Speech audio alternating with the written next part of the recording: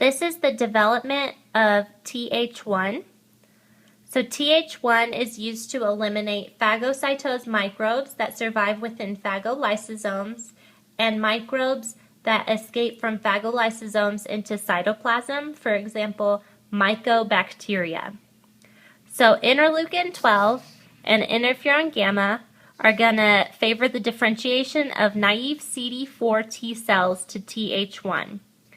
Interleukin 12 is being produced by macrophages and dendritic cells that are activated, as you can see, because they have PAMPs bound to their PRRs, as we saw in the response to an extracellular microbe.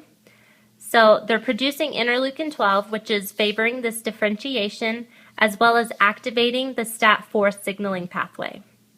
Interferon gamma is being produced by natural killer cells and TH1 to favor this differentiation, as well as activate STAT1 signaling pathway, which induces expression of transcription factor T-BET.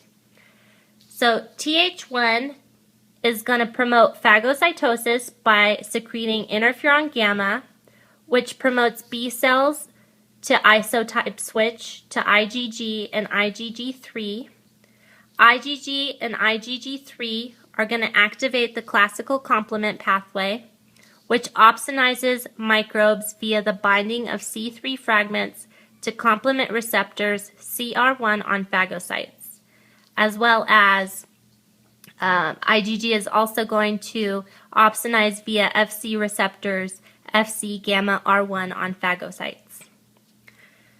Interferon gamma from TH1 is also a potent activator of macrophages. Macrophages will then secrete nitric oxide and reactive oxygen species. These are both used in the ingestion of the microbes. And interferon gamma is also going to cause the macrophages to express more MHC2 and co-stimulatory molecules. Cytokines TNF-alpha, interleukin-1, and interleukin-6 are going to be produced by this macrophage, which is going to cause an inflammatory response locally and systemically. So interleukin-1 and TNF-alpha will cause a systemic response that includes fever.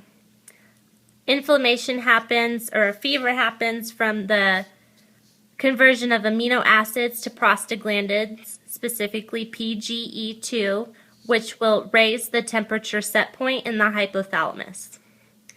Now, macrophages that are activated by these TH1 cells are also going to be producing interleukin 12, so this is kind of a feedback loop between the macrophage and the TH1. This can lead to chronic inflammation if this activation goes on for too long. Additionally, TH1 is going to be secreting interleukin 2 and expressing interleukin 2 receptor alpha, and this is going to cause an autocrine-paracrine proliferation factor for natural killer cells, T cells, B cells, and T regulatory cells. So this moves from a low affinity state to a high affinity state, so that this interleukin 2 will cause the proliferation of these cells. Down here, I'll just go ahead and talk about the development of TH17. There's not that much known about this. Interleukin 6, interleukin 23, TGF-beta, these three are going to favor the differentiation to TH17, which helps fight some types of bacterial and fungal infections and mediates inflammation in some autoimmune diseases, although they're not completely sure which ones they are.